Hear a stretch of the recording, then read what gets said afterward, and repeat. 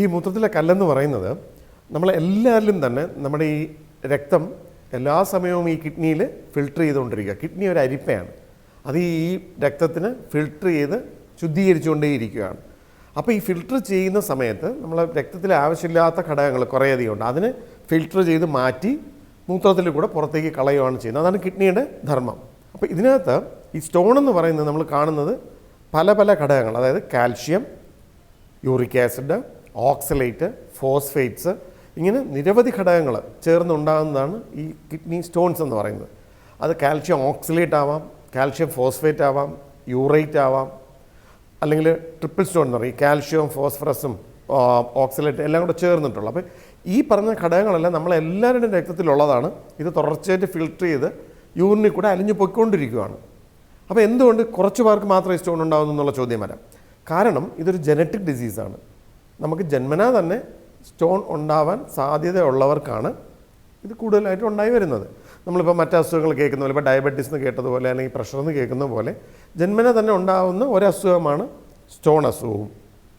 അതിനെ ആ അസുഖമുള്ളവർ ജന്മന ഇതുണ്ടാകാൻ സാധ്യതയുള്ളവർക്ക് മറ്റ് അനുകൂല ഘടകങ്ങളും കൂടെ ചേരുമ്പോഴാണ് സ്റ്റോൺ കൂടുതലായിട്ട് ഉണ്ടാകുന്നത്. എന്ന് പറഞ്ഞാൽ ഇപ്പോൾ നമ്മൾ സ്റ്റോൺ ഉണ്ടാക്കുന്ന ഈ സാധനങ്ങൾ കാൽഷ്യം ആവട്ടെ, ഓക്സലേറ്റ്സ് ആവട്ടെ, യൂറേറ്റ്സ് ആവട്ടെ, ഫോസ്ഫേറ്റ്സ് ആവട്ടെ, ഇത് നമ്മൾ കൂടുതലായിട്ട് നമ്മുടെ ആഹാരത്തിൽ കൂടി ശരീരത്തിനുള്ളിൽ ചെല്ലുകയാണെങ്കിൽ ഇതിൻ്റെ അളവ് കൂടും.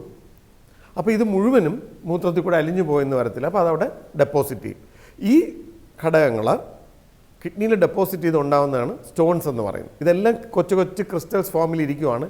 ഈ ക്രിസ്റ്റൽ എല്ലാം കൂടെ കൂടി ചേർന്നാണ് സ്റ്റോൺ ആവുന്നത്. സാധാരണ ഇത് ക്രിസ്റ്റലായിട്ട് തന്നെ യൂറിനിൽ കൂടെ അലിഞ്ഞു പോകും. അത് അലിഞ്ഞു പോവാതിരിക്കുമ്പോഴാണ് സ്റ്റോണായിട്ട് ഡെപ്പോസിറ്റ് ചെയ്യുന്നത്. കാൽഷ്യം സാധാരണ ഇതിൽ കാൽഷ്യം ഓക്സലേറ്റ് ആയിട്ടാണെങ്കിൽ അത് യൂറിനിൽ അലിയത്തില്ല. അപ്പോൾ കാൽഷ്യം ഓക്സലേറ്റ് ആയി കഴിഞ്ഞാൽ ഇൻസോളിബിളാണ്, യൂറിനിൽ അലിഞ്ഞു പോകത്തില്ല, വാട്ടർ സോളിബിൾ അല്ല. അപ്പോൾ അതവിടെ കിഡ്നിയിൽ ഡെപ്പോസിറ്റ് ചെയ്യും. അപ്പോൾ കാൽഷ്യം ഓക്സലേറ്റ് സ്റ്റോൺസ് ആവും. നോർമലി നമ്മുടെ ഈ കാൽഷ്യത്തിന് പുറത്ത് കളയുന്നത് കാൽഷ്യം സിട്രേറ്റ് എന്ന് പറഞ്ഞ ഘടകങ്ങളാക്കിയിട്ടാണ്, അല്ലെങ്കിൽ മെഗ്നീഷ്യം, അങ്ങനെയുള്ള ഘടകങ്ങൾ ഇതിൻ്റെ കൂടെ ചേരും. അപ്പോൾ അതിന് വാട്ടറിൽ വെള്ളത്തിൽ അലിഞ്ഞു പോകുന്ന രൂപത്തിലേക്ക് ആക്കിയിട്ടാണ് ഇത് മൂത്രത്തിലൂടെ പുറത്ത് അലിഞ്ഞു പോകുന്നത്. അപ്പോൾ നമുക്ക് സിട്രേറ്റ് ശരീരത്തിൽ വേണം ഈ കാൽഷ്യത്തിനെ പുറത്ത് കളയണമെങ്കിൽ. അപ്പം നോർമലി നമ്മുടെ ശരീരത്തിൽ ഒരളവ് സിട്രേറ്റ് ഉണ്ടാവും. അപ്പോൾ ഈ കാൽഷ്യം മുഴുവൻ കാൽഷ്യം സിട്രേറ്റ് ആയിട്ട് അലിഞ്ഞു പോയിക്കൊണ്ടിരിക്കും. എന്നാൽ ചിലരിൽ ഈ സിട്രേറ്റിൻ്റെ അളവ് കുറവാണെങ്കിൽ കാൽഷ്യം സിട്രേറ്റ് ആവത്തില്ല, കാൽഷ്യം ഓക്സലേറ്റ് ആയി സ്റ്റോൺ ആവുകയാണ് ചെയ്യുന്നത്. അപ്പോൾ ജന്മനാ തന്നെ ചില ഘടകങ്ങൾ നമുക്ക് കുറവായിരിക്കും രക്തത്തിൽ. അങ്ങനെയുള്ളവർക്കാണ് സ്റ്റോൺ വരാനുള്ള സാധ്യത കൂടുതൽ. അതിനോടൊപ്പം ഇപ്പോൾ നമ്മൾ യൂറിക് ആസിഡിൻ്റെ കൂടുതലുണ്ടെങ്കിൽ, ഇപ്പോൾ നമ്മൾ ബ്ലഡിൽ യൂറിക് ആസിഡ് കൂടുന്ന കണ്ടീഷൻ, അത് ജന്മനാ തന്നെ യൂറിക് ആസിഡിനെ നമ്മളെ ശരീരത്തിൽ ഇല്ലാതാക്കി കളയുന്നതിനുള്ള സംഭവങ്ങളുണ്ട്. അപ്പോൾ അതിലുണ്ടാകുന്ന വ്യത്യാസം, അതുകൂടാതെ കൂടുതലായിട്ട് യൂറിക് ആസിഡ് രക്തത്തിൽ എത്തുന്നു. അത് നമ്മുടെ പ്രധാനമായിട്ട് ആഹാരത്തിൽ കൂടെ. നമ്മൾ യൂറിക് ആസിഡ് കൂടുതലായിട്ട് ഉണ്ടാകുന്നത് പ്രോട്ടീൻ അടങ്ങിയ ആഹാരത്തിലാണ്. അപ്പോൾ ഈ പ്രോട്ടീനിൽ നമ്മൾ കൂടുതൽ കഴിക്കുകയാണെങ്കിൽ രക്തത്തിൽ യൂറിക് ആസിഡിൻ്റെ അളവ് കൂടും. ഈ യൂറിക് ആസിഡിൻ്റെ പ്രശ്നം എന്ന് പറഞ്ഞാൽ ഒരളവിൽ കൂടിക്കഴിഞ്ഞാൽ അത് യൂറിനിലോട്ട് അലിയത്തില്ല. അപ്പോൾ അത് ഡെപ്പോസിറ്റഡ് ആവും, യൂറിക് ആസിഡ് സ്റ്റോൺസ് ഉണ്ടാവും. അപ്പോൾ ഈ പറഞ്ഞ ഘടകങ്ങൾ ഒന്നിൽ കൂടുതലായിട്ട് രക്തത്തിൽ എത്തുകയോ അല്ലെങ്കിൽ രക്തത്തിൽ നിന്ന് തന്നെ ഇത് അലിയിച്ച് കളയുന്നത് യൂറിനിൽ ഇതിൻ്റെ അളവ് കൂടുകയോ ചെയ്താൽ ഈ സ്റ്റോൺസ് ഉണ്ടാകുന്നതിനുള്ള സാധ്യത കൂടുതലാണ്. അതുകൊണ്ടാണ് നമ്മൾ സ്റ്റോൺ അസുഖത്തിൽ ആഹാരത്തിന് പ്രധാനമായിട്ടുള്ള ഒരു പങ്കുണ്ടെന്ന് പറയുന്നത്. പണ്ട് കാലങ്ങളിൽ നമ്മൾ ആഹാരത്തിൽ നമ്മൾ കൂടുതലായിട്ട് ഈ പുളി കൂടുതലായിട്ട് കഴിച്ചിരുന്ന സമയത്ത് പുളിയുടെ ഏറ്റവും വലിയ ഗുണം എന്ന് പറഞ്ഞാൽ അതിനകത്ത് ടാറ്റാറേറ്റ് എന്ന് പറയുന്നത് ടാറ്റാറിക് ആസിഡ് അടങ്ങിയതാണ് ഈ പുളി. ഈ ടാറ്റാറേറ്റ് ഈ കാൽഷ്യത്തിനൊക്കെ അലിയിച്ച് കളയുന്നതിന് സഹായിക്കുന്നൊരു ഘടകമാണ്. പണ്ട് നമ്മൾ ആഹാരത്തിൽ ഇത് കൂടുതൽ കഴിച്ചിരുന്നത്, അല്ലെങ്കിൽ പല കറികളിൽ അല്ലെങ്കിൽ പലതിലും നമ്മളിത് കൂടുതൽ ഉപയോഗിച്ചിരുന്ന കാരണം ഈ പറഞ്ഞ പോലെ സ്റ്റോൺ ഉണ്ടാകുന്നുള്ള സാധ്യത കുറവായിരുന്നു. ഇന്ന് നമ്മളത് അധികം കഴിക്കുന്നില്ല. അതുപോലെ തന്നെ സിട്രസ് ഫ്രൂട്ട്സ് എന്ന് പറയുന്നത് നമുക്കറിയാം, നാരങ്ങ, ഓറഞ്ച്, മൊസമ്പി, ഇങ്ങനെയുള്ള ഫലങ്ങൾ, ഇതിനെല്ലാം തന്നെ ഇതിൻ്റെ എല്ലാം ജ്യൂസിൽ സിട്രിക് ആസിഡ് കൂടുതലാണ്. അപ്പം ഈ സിട്രേറ്റ് ഇത് കഴിക്കുമ്പം കൂടുതലായിട്ട് നമ്മളെ രക്തത്തിൽ സിട്രേറ്റ് കൂടുകയും കാൽഷ്യം ഒക്കെ തന്നെ സിട്രേറ്റ് ആയിട്ട് അലിഞ്ഞു പോവുകയും ചെയ്യും. അപ്പോൾ ഇതിൻ്റെയൊക്കെ അഭാവം, നമ്മുടെ ആഹാരത്തിലുണ്ടായ വ്യത്യാസം, അതാണ് ഏറ്റവും വലിയ കാര്യം, നമ്മൾ സ്റ്റോൺ ഉണ്ടാകുന്നതിനുള്ള പ്രധാന കാരണം. നമ്മൾ പഴയ രീതിയിലുള്ള നമ്മൾ ആഹാര ശൈലിയൊക്കെ മാറ്റി പുതിയ തരത്തിലുള്ള നമ്മൾ ജങ്ക് ഫുഡ്സ് കഴിച്ചു തുടങ്ങിയതോടുകൂടി സ്റ്റോണും കൂടി വരികയാണ്. കാരണം അതിൽ ഏറ്റവും കൂടുതൽ പ്രോട്ടീൻ നമുക്ക് കൂടുതലായിട്ട് കൂടും. പ്രോട്ടീൻ റിച്ചാണ് ഈ ഫുഡെല്ലാം തന്നെ. അപ്പോൾ പ്രോട്ടീൻ അളവ് കൂടുന്നു. അതുപോലെ തന്നെ സ്റ്റോൺ ഉണ്ടാകുന്നതിൽ പ്രധാന ഘടകമാണ് സോൾട്ട്. സോഡിയത്തിൻ്റെ അളവ് കൂടുന്തോറും സ്റ്റോണും കൂടിക്കൊണ്ടേയിരിക്കും. അപ്പം സോഡിയം കുറയ്ക്കുവാണെങ്കിൽ സ്റ്റോൺ ഉണ്ടാകുന്നതും കുറയും. അപ്പോൾ നമ്മളിങ്ങനെ സ്റ്റോണുമായിട്ട് അസുഖം വന്നു, ഇപ്പോൾ പേഷ്യൻ്റ് വന്നു കഴിഞ്ഞാൽ ആദ്യം നമ്മൾ ചെയ്യുന്നത് അവൻ്റെ വേദന, ഇപ്പോൾ വേദനയായിട്ട് വന്നാണെങ്കിൽ വേദന മാറ്റുക. അത് കഴിഞ്ഞ് നമ്മൾ ഈ സ്റ്റോൺ കണ്ടുപിടിക്കാം. ഇത് വേദന ഉണ്ടാകുന്ന സ്റ്റോൺ ആണോ, അതെങ്ങനെ കണ്ടുപിടിക്കാം? അതിന് നമ്മൾ പ്രധാനമായിട്ടും ബേസിക്കായിട്ട് ചെയ്യുന്ന കാര്യങ്ങൾ ഒന്ന് ഒരു അൾട്രാസൗണ്ട് സ്കാൻ. വയറിൻ്റെ ഒരു അൾട്രാസൗണ്ട് സ്കാൻ വഴി നമുക്ക് കിഡ്നി, ഈ ട്യൂബ്, യൂറിറ്റർ, ബ്ലാഡർ, പ്രോസ്റ്റേറ്റ് ഇതെല്ലാം കാണാൻ പറ്റും. അപ്പം ഈ ഒരു സാധാരണ ബേസിക്കായിട്ടുള്ള ഒരു അൾട്രാസൗണ്ട് സ്കാൻ ടെസ്റ്റ് കൊണ്ട് തന്നെ നമുക്ക് കിഡ്നിയിലെ സ്റ്റോൺസ് അല്ലെങ്കിൽ യൂറിറ്റിലെ സ്റ്റോൺ അല്ലെങ്കിൽ ബ്ലാഡറിലെ സ്റ്റോൺ ഉണ്ടോ എന്ന് അറിയാൻ പറ്റും. അൾട്രാസൗണ്ട് സ്കാൻ കഴിഞ്ഞാൽ പിന്നെ നമ്മൾ നോക്കുന്നത് യൂറിനിലെ ടെസ്റ്റ്. യൂറിൻ വഴി നമ്മൾ യൂറിൻ റുട്ടീൻ എന്ന് പറയും. യൂറിൻ റുട്ടീൻ എക്സാമിനേഷൻ വഴി നമുക്ക് ഈ സ്റ്റോൺ നീങ്ങിയത് കാരണം ഉണ്ടാകുന്ന RBCs, രക്തത്തിൻ്റെ അളവ് യൂറിനിൽ കാണാൻ പറ്റും. അതുപോലെ തന്നെ യൂറിക് ആസിഡ് ക്രിസ്റ്റൽസ്, നമ്മുടെ സ്റ്റോണിൻ്റെ ക്രിസ്റ്റൽസ് ഒക്കെ ഉണ്ടെങ്കിൽ തന്നെ ഈ യൂറിനിൽ കാണാൻ പറ്റും. ഈ എല്ലാ ക്രിസ്റ്റൽസും നമുക്ക് യൂറിനിലുണ്ടെങ്കിൽ കണ്ടുപിടിക്കാൻ പറ്റും. അപ്പോൾ യൂറിൻ എക്സാമിനേഷൻ. ചിലതരം സ്റ്റോണുകൾ നമ്മളിപ്പോൾ അൾട്രാസൗണ്ട് സ്കാൻ ചെയ്യുമ്പോൾ ട്യൂബിലുള്ള സ്റ്റോണൊന്നും ചിലപ്പോൾ നമ്മൾ കണ്ടില്ല എന്ന് വരും. അങ്ങനെ ഉണ്ടെന്നുണ്ടെങ്കിൽ നമ്മൾ അടുത്ത ടെസ്റ്റായിട്ട് ചെയ്യുന്ന വയറിൻ്റെ CT സ്കാൻ. CT സ്കാൻ വഴി നമുക്ക് ഈ ഇരിക്കുന്ന ഏത് ഭാഗത്തിരിക്കുന്ന സ്റ്റോണും നമുക്ക് കണ്ടുപിടിക്കാൻ പറ്റും. ഈ സ്റ്റോൺ നമ്മൾ എവിടെ ഇരിക്കുന്നു എന്നുള്ളത് കണ്ടുപിടിച്ച് കഴിഞ്ഞാൽ അതിൻ്റെ ചികിത്സ നമ്മൾ തീരുമാനിക്കുന്നത് സ്റ്റോണിൻ്റെ പൊസിഷനും സ്റ്റോണിൻ്റെ സൈസും അനുസരിച്ചിട്ടാണ്. ഇപ്പോൾ സാധാരണ രീതിയിൽ നമ്മൾ കിഡ്നിയിൽ നിന്നൊരു കുഞ്ഞു സ്റ്റോൺ മൂവ് ചെയ്ത് യൂറിറ്ററിലോട്ട് ഇറങ്ങിയിരിക്കുകയാണ്. അവർ നമ്മളൊരു 6 മില്ലിമീറ്റർ 7 മില്ലിമീറ്റർ അകത്തേ ഉള്ളൂ എന്നുണ്ടെങ്കിൽ നമുക്ക് മരുന്ന് ചികിത്സ ട്രൈ ചെയ്യാവുന്നതാണ്. സാധാരണ രീതിയിൽ കുഞ്ഞു കല്ലുകൾ, ഒരു 6 മില്ലിമീറ്റർ വരെയുള്ള കല്ലുകളൊക്കെ വളരെ ഈസി ആയിട്ട് നമുക്ക് ഈ ട്യൂബിൽ കൂടെ യൂറിറ്ററിൽ കൂടെ ഇറങ്ങി യൂറിനിൽ കൂടെ പുറത്തു പോകാനുള്ള സാധ്യതയുണ്ട്. പക്ഷേ അതിൽ വലുതാണെങ്കിൽ ചിലപ്പോൾ അത് യൂറിറ്റിൽ കൂടെ ഇറങ്ങി പുറത്ത് വന്നില്ല എന്ന് വരും. അവിടെ എവിടെയെങ്കിലും ബ്ലോക്ക് ആയിരിക്കും. അപ്പോൾ ആ സൈസ്, സ്റ്റോണിൻ്റെ സൈസ് വെച്ചിട്ടാണ് നമ്മളത് എന്ത് ചെയ്യണമെന്ന് തീരുമാനിക്കുന്നത്.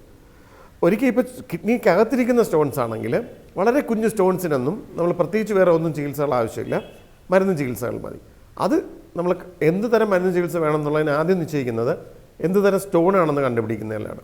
അതിന് നമ്മൾ മെറ്റബോളിക് വർക്കപ്പ് എന്ന് പറയും. അതായത് മൂത്രത്തിലും അതുപോലെ രക്തത്തിലും ഇതിനോടനുബന്ധിച്ചിട്ടുള്ള പരിശോധനകൾ. ഈ കാൽഷ്യമോ യൂറിക് ആസിഡോ ഓക്സലേറ്റ്സോ ഫോസ്ഫേറ്റ്സോ ഒക്കെ കൂടുതലുണ്ടോ, പിന്നെ നമുക്ക് ഉപയോഗപ്രദമായ ഘടകങ്ങളായ സിട്രേറ്റ്സിൻ്റെ കുറവുണ്ടോ, മഗ്നീഷ്യം, അതൊക്കെ നമുക്ക് പ്രയോജനമുള്ളതാണ്, അതിൻ്റെ കുറവുണ്ടോ. അപ്പോൾ ഈ മൂത്രത്തിലും അതുപോലെ രക്തത്തിലും ഈ പറഞ്ഞ ടെസ്റ്റുകൾ ചെയ്തിട്ട് ഇതിൻ്റെ പ്രശ്നങ്ങൾ എന്താണെന്ന് നോക്കിയിട്ടാണ് നമ്മൾ മരുന്ന് ചികിത്സ തീരുമാനിക്കുന്നത്. ഇപ്പോൾ യൂറിക് ആസിഡ് സ്റ്റോൺ ആണെന്നുണ്ടെങ്കിൽ നമ്മൾ യൂറിക് ആസിഡ് രക്തത്തിൽ കുറയുന്നതിനുള്ള മരുന്നുകളുണ്ട്. അതുപോലെ യൂറിക് ആസിഡ് രക്തത്തിൽ കുറയ്ക്കുന്നതിനുള്ള ആഹാര രീതി. പൊതുവായി പറഞ്ഞാൽ നമ്മൾ ഏത് തരം സ്റ്റോൺ ആണെങ്കിലും ശ്രദ്ധിക്കേണ്ട കാര്യങ്ങൾ ഒന്ന്, നല്ല അളവിൽ നമ്മൾ വെള്ളം കുടിക്കുക എന്നുള്ളതാണ്. അതായത് ഒരു 2 ലിറ്റർ യൂറിൻ ഡെയിലി പോകുന്ന തരത്തിൽ വെള്ളം കുടിക്കുകയാണെങ്കിൽ മിക്കവാറും എല്ലാത്തരം സ്റ്റോൺ ഉണ്ടാക്കുന്ന ക്രിസ്റ്റൽസും ഈ യൂറിനിൽ കൂടെ അലിഞ്ഞു പോയിക്കൊണ്ടേയിരിക്കും. സ്റ്റോൺ വരാനുള്ള സാധ്യത വളരെ നല്ല രീതിയിൽ, ഒരു 60-70% സ്റ്റോൺ ഉണ്ടാകുന്നുള്ള സാധ്യത നമുക്ക് ഇതുകൊണ്ട് തന്നെ കുറയ്ക്കാൻ പറ്റും. അപ്പം നല്ല രീതിയിൽ വെള്ളം കുടിക്കാം. അപ്പം തീർച്ചയായും നിങ്ങൾ ചോദിക്കും, വെള്ളം എന്ത് തരം വെള്ളം കുടിക്കാം അല്ലെങ്കിൽ എന്ത് വെള്ളം കുടിച്ചുകൂടാ? സാധാരണ രീതിയിൽ നമുക്ക് എല്ലാത്തരം വെള്ളവും കുടിക്കാം. പാടില്ലാതെ നമ്മൾ സോഫ്റ്റ് ഡ്രിങ്ക്സ് ഒന്നും അധികം കഴിക്കരുതെന്ന് പറയും. കാരണം ഈ കാർബോണിക് ആസിഡ്, നമ്മൾ അതിനകത്ത് കാർബൺ ഡൈ ഓക്സൈഡ് ഇത് ചെയ്ത് കഴിഞ്ഞ് കാർബോണിക് ആസിഡ് കൂടി കാർബണേറ്റ്സ് കൂടുകയാണെങ്കിൽ, പ്രത്യേകിച്ച് അത് അസിഡിക്കാണ്, അത് കൂടുതൽ കഴിച്ചു കഴിഞ്ഞാൽ സ്റ്റോൺ ഉണ്ടാകാനുള്ള സാധ്യത കൂടുതലാണ്. അതേസമയം നാരങ്ങ വെള്ളം, ഓറഞ്ച് ജ്യൂസ്, മുസംബി ജ്യൂസ് അങ്ങനെയുള്ള സംഭവങ്ങൾ നമുക്ക് സ്റ്റോൺ ഉണ്ടാകാനുള്ള സാധ്യത കുറയ്ക്കും. ഒരു ഡെയിലി 1-1.5 ലിറ്റർ നാരങ്ങ വെള്ളം കുടിക്കുകയാണെങ്കിൽ സ്റ്റോൺ ഉണ്ടാകാനുള്ള സാധ്യത വളരെ കുറയും. കാരണം അതിനകത്ത് സിട്രേറ്റ് ഉള്ളത് കാരണം സ്റ്റോൺ തരികളെ, ക്രിസ്റ്റൽസിനെയൊക്കെ അതങ്ങ് അലിയിച്ച് കളയും. അപ്പോൾ ഒരു 2 ലിറ്റർ മൂത്രം പോകുന്ന തരത്തിൽ വെള്ളം കുടിക്കുക, അതാണ് ഏറ്റവും ഇമ്പോർട്ടൻ്റ് ആയിട്ടുള്ളത്. പിന്നെ ഉപ്പിൻ്റെ അളവ് നല്ലപോലെ കുറയ്ക്കുക. ഉപ്പ് കൂടുന്തോറും നമുക്ക് ഈ സ്റ്റോൺ ഉണ്ടാകുന്ന സാധ്യതയും കൂടും. അപ്പോൾ ഉപ്പ് കൂടിയ ആഹാരങ്ങൾ, പ്രത്യേകിച്ച് ഉപ്പിലിടുക, പർപ്പടകം പോലുള്ളത്, ഉണക്കമീൻ, പിന്നെ ജങ്ക് ഫുഡ്സ്, അതിനകത്തെല്ലാം ഉപ്പിൻ്റെ അളവ് വളരെ കൂടുതലാണ്. അതെല്ലാം കുറയ്ക്കുക. അങ്ങനെയാണെങ്കിൽ തന്നെ ഒരു പരിധി വരെ നല്ല രീതിയിൽ നമുക്ക് സ്റ്റോൺ ഉണ്ടാകുന്നത് കുറയ്ക്കാൻ പറ്റും. പിന്നെ സ്പെസിഫിക് ആയിട്ടുള്ള ആഹാരം, നമ്മളിപ്പോൾ സാധാരണ കാൽഷ്യം വലുതായിട്ട് കുറയ്ക്കാൻ പറയാറില്ല. കാരണം കാൽഷ്യത്തിൻ്റെ അളവ് നമുക്കൊരു ശരീരത്തിൽ അത്യാവശ്യം ആവശ്യമാണ്. അതുപോലെ കാൽഷ്യം വളരെ കുറച്ച് കഴിഞ്ഞാൽ മറ്റു തരത്തിലുള്ള സ്റ്റോൺ ഉണ്ടാകുന്നത് കൂടും. അതുകൊണ്ട് നമ്മളിപ്പോൾ കാൽഷ്യം റെസ്ട്രിക്ഷൻ സാധാരണ രീതിയിൽ പറയാറില്ല.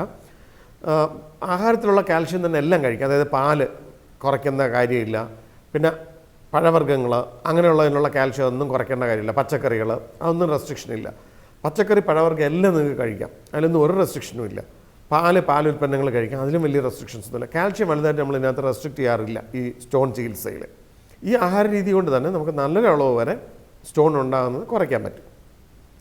അതുപോലെ മരുന്ന് ചികിത്സ കൊണ്ട് നമ്മൾ ഉദ്ദേശിക്കുന്നത് പ്രധാനമായിട്ടും ഈ സിട്രേറ്റ്, ശരീരത്തിൽ സിട്രേറ്റിൻ്റെ അളവ് കുറവുണ്ടെങ്കിൽ ഈ സിട്രേറ്റ് ശരീരത്തിൽ എത്തിക്കാം, അതിൻ്റെ നോർമൽ ലെവലിലോട്ട് എത്തിക്കാം.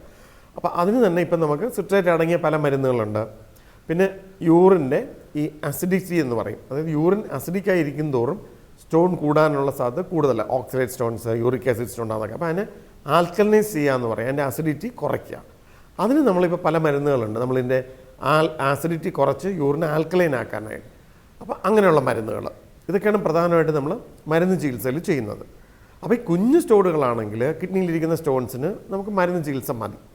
അതേസമയം കിഡ്നിയിലിരിക്കുന്ന വലിയ സ്റ്റോൺസ്, ഇപ്പോൾ ഒരു വലിയ സ്റ്റോൺ നിറഞ്ഞ് കിഡ്നി മുഴുവൻ ഇരിക്കുകയാണെന്ന് വയ്ക്കുക, നമ്മൾ സ്റ്റാഗ് ഹോൺ കാൽക്കുലസ് എന്ന് പറയും. അതായത് കലമാൻ്റെ കൊമ്പ് പോലെ കിഡ്നിക്കകത്ത് മുഴുവനും നിറഞ്ഞിരിക്കുന്ന സ്റ്റോണുകളാണെങ്കിൽ നമ്മളതിനെ എടുത്ത് കളഞ്ഞേ പറ്റൂ. കിഡ്നിക്കകത്തുള്ള സ്റ്റോണുകളെ പ്രധാനമായും നമ്മൾ 2 രീതിയിലാണ് ചികിത്സിക്കുന്നത്. ഒന്നിൽ കീ ഹോൾ സർജറി, ഒരു കിഡ്നിക്ക് പുറകിൽ നമ്മളത് പുറകു ഭാഗത്തു നിന്നൊരു ഹോളിട്ട് കിഡ്നിക്ക് അകത്ത് കയറിയിട്ട് ഈ സ്റ്റോണുകളെ പൊട്ടിച്ച് കളയാം. വലിയ സ്റ്റോൺസ് എല്ലാം നമ്മൾ ചെയ്യുന്നത് ഈ കീ ഹോൾ സർജറി വഴിയാണ്. അതേസമയം ചെറിയ സ്റ്റോൺസ് എന്ന് വെച്ചാൽ ഒരു 1.5 സെൻറ്റിമീറ്ററിന് താഴെയുള്ള വലിപ്പമുള്ള സ്റ്റോണുകളാണെങ്കിൽ ഈ സർജറി ഒന്നും ഇല്ലാതെ തന്നെ നമുക്ക് പുറത്തുനിന്ന് പൊടിച്ച് കളയാൻ പറ്റും. അതിനെ നമ്മൾ ESWL എന്ന് പറയും, അതായത് extra corporeal shock wave lithotripsy. പുറത്തുനിന്ന് നമ്മൾ ഷോക്സ് കൊടുത്തിട്ട് ഈ സ്റ്റോണിന് പൊടിക്കുന്ന രീതി ESWL. അതിൻ്റെ അഡ്വാൻറ്റേജ് എന്ന് പറഞ്ഞു കഴിഞ്ഞാൽ അതിന് നമുക്ക് അനസ്തീസിയ ഒന്നും സാധാരണ രീതിയിൽ വേണ്ട, മറ്റൊന്നും വേണ്ട. രോഗിക്ക് അത് ചെയ്ത് ആ ചെയ്യുന്ന ദിവസം തന്നെ തിരിച്ച് പോകാവുന്നതേ ഉള്ളൂ. ESWL എന്ന് പറയുന്നത് അതിന് പക്ഷേ ഒരു റെസ്ട്രിക്ഷൻ എന്ന് പറഞ്ഞാൽ ഈ പറഞ്ഞ പോലെ ഒരു 1-1.5 സെൻറ്റിമീറ്റർ വരെ വലിപ്പമുള്ള സ്റ്റോണുകളെ നമുക്ക് ഇതുവഴി പൊടിച്ച് കളയാൻ പറ്റുകയുള്ളൂ. ഈ കിഡ്നിയിലെ സ്റ്റോൺ പോലെ തന്നെ കിഡ്നിയിൽ സ്റ്റോൺ ട്യൂബിലോട്ട് ഇറങ്ങിയാൽ, നമ്മൾ യൂറിറ്ററിലേക്ക് ഇറങ്ങിയാലുള്ള പ്രശ്നം, അതാണ് ഏറ്റവും കൂടുതൽ പ്രയാസമായിട്ട് പേഷ്യൻ്റ് നോക്കുക. ഒരുപക്ഷെ കിഡ്നി ഇരിക്കുന്ന സ്റ്റോൺ അവർക്കതൊരു പ്രയാസമേ ആയിരിക്കില്ല. ഒരു വലിയ സ്റ്റോൺ കിഡ്നി നിറഞ്ഞിരുന്നാലും പേഷ്യൻറ്റിന് പ്രയാസം വരുന്ന എപ്പോഴാണ് അവർക്ക് പ്രശ്നങ്ങളുണ്ടാക്കും. സാധാരണ വേദനയാണ് ഏതൊരു പേഷ്യൻറ്റിനെ ഡോക്ടറെ അടുത്ത് എത്തിക്കുന്നത്. അപ്പോൾ ഒരു വേദന ഇല്ലെന്നുണ്ടെങ്കിൽ മിക്കവാറും അവരത് മൈൻഡ് ചെയ്യില്ല. അതുകൊണ്ടാണ് പലപ്പോഴും കിഡ്നിക്കകത്ത് വലിയ സ്റ്റോൺസ് ഇരുന്നാൽ പോലും അവരറിയുന്നില്ല. നമ്മൾ വേറെ എന്തെങ്കിലും ആവശ്യത്തിന് സ്കാൻ ചെയ്യുമ്പോഴോ അല്ലെങ്കിൽ ഒരു എക്സ്റേ എടുക്കുമ്പോഴോ, നട്ടലിന് വേദന എന്ന് പറഞ്ഞാൽ എക്സ്റേ എടുക്കുമ്പോഴായിരിക്കും സ്റ്റോൺ ഇരിക്കുന്നത് കാണുന്നത്. അപ്പോൾ അങ്ങനെയുള്ള സ്റ്റോൺസ് പലപ്പോഴും ആക്സിഡൻ്റലായിട്ടായിരിക്കും ഡിറ്റക്ട് ചെയ്യുന്നത്. അതേസമയം ഒരു കുഞ്ഞു സ്റ്റോണ് കിഡ്നിയിൽ നിന്ന് മൂവ് ചെയ്ത ട്യൂബിൽ ഇറങ്ങിയാൽ കഠിനമായ വേദന എടുക്കും. അങ്ങനെയുള്ള സമയത്ത് പേഷ്യൻ്റ് അപ്പം തന്നെ ഡോക്ടറെ അടുത്ത് എത്തിയിരിക്കും. അപ്പോൾ അങ്ങനെയുള്ള സ്റ്റോൺസ് അത് ട്യൂബിൽ ഇറങ്ങിക്കഴിഞ്ഞാൽ സാധാരണ നമ്മൾ എൻഡോസ്കോപ്പി പ്രൊസീജിയറാണ് ചെയ്യുന്നത്. ഈ യൂറിറ്റിലിരിക്കുന്ന സ്റ്റോണിന് നമ്മൾ URS എന്ന് പറയുന്നത്, അതായത് യൂറിട്രോ റീനോസ്കോപ്പി, അതായത് യൂറിറ്റർ വഴി കിഡ്നിക്കകത്ത് പോകുന്ന പ്രൊസീജിയർ. URS വഴി നമുക്കിപ്പോൾ വളരെ കുഞ്ഞു URSകളുണ്ട്, അതായത് എൻഡോസ്കോപ്സ് ഉണ്ട്. അത് നമുക്ക് ഈ ട്യൂബിനകത്തേക്ക്, ഈ ട്യൂബ് യൂറിറ്റർ എന്ന് പറഞ്ഞാൽ വളരെ ചെറിയൊരു 4 മില്ലിമീറ്റർ സൈസുള്ളൊരു ട്യൂബാണ്. അതിനകത്തേക്ക് പോയി നമുക്ക് ഈ സ്റ്റോണിനെ കണ്ട് ആ സ്റ്റോൺ നമ്മൾ ലേസർ കൊടുത്ത് പൊടിച്ച് കളയുന്ന രീതിയാണ് ഇപ്പോൾ ഉള്ളത്. അതാണ് ഏറ്റവും ആധുനികമായിട്ട് നമ്മളിപ്പോൾ ചെയ്യുന്നത് യൂറിട്രിക് സ്റ്റോൺസിന്. പിന്നെ ബ്ലാഡറിൽ അതുപോലെ സ്റ്റോൺസ് വന്നു കഴിഞ്ഞാൽ എൻഡോസ്കോപ്പി, അതായത് നമ്മൾ സിസ്റ്റോസ്കോപ്പി ചെയ്തിട്ട് മൂത്രനാളിയിൽ കൂടെ ബ്ലാഡറിനകത്ത് ചെന്നിട്ട്, യൂറിനറി ബ്ലാഡറിൽ ചെന്നിട്ട് മൂത്രസഞ്ചിയിരിക്കുന്ന സ്റ്റോൺസിനെ നമുക്ക് ലേസർ ഉപയോഗിച്ച് തന്നെ മുഴുവനായി പൊടിച്ച് പുറത്ത് കളയാൻ പറ്റും. ഈ പറയുന്നത് നമുക്ക് ഈ പറഞ്ഞ പോലെ പണ്ടത്തെ പോലെ അല്ല നമ്മുടെ ഈ സ്റ്റോണിൻ്റെ ചികിത്സ. പണ്ട് കാലങ്ങളിൽ നമ്മൾ സ്റ്റോണിൻ്റെ പ്രശ്നം എന്ന് പറഞ്ഞാൽ ചികിത്സ മരുന്നല്ല എന്നുണ്ടെന്നുണ്ടെങ്കിൽ ഓപ്പറേഷനുകളായിരുന്നു. വലിയ ഓപ്പറേഷൻ ചെയ്ത് നമ്മൾ കിഡ്നിയിൽ വരെ മുറിച്ച്, അല്ലെങ്കിൽ വയറ് തുറന്ന്, ട്യൂബിലെ തുറന്ന്, അല്ലെങ്കിൽ മൂത്രസഞ്ചി തുറന്ന് ഒക്കെ നമുക്ക് എടുക്കാൻ പറ്റുള്ളായിരുന്നു. പക്ഷേ ഇപ്പോൾ നമുക്ക് വളരെ ലേറ്റസ്റ്റ് ആയിട്ടുള്ള ട്രീറ്റ്മെൻറ്റ് വന്നിട്ടുണ്ട് ഇതിന്, സ്റ്റോണിനുള്ള എല്ലാ ലേറ്റസ്റ്റ് ട്രീറ്റ്മെൻറ്റും.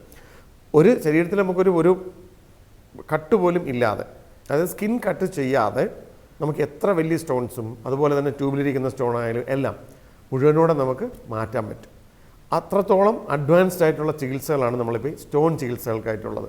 അത് എൻഡോസ്കോപ്പി ട്രീറ്റ്മെൻറ്റ് ചികിത്സകളാവട്ടെ, അല്ലെങ്കിൽ ESWL ആവട്ടെ, അല്ലെങ്കിൽ കീ ഹോൾസ് കിഡ്നി സർജറി ആവട്ടെ, ഇതെല്ലാം കൊണ്ട് നമുക്ക് ഈ മൂത്രാശയത്തിലെ എല്ലാത്തരം കല്ലുകളും നമുക്ക് പൂർണ്ണമായിട്ട് മാറ്റാൻ സാധിക്കും.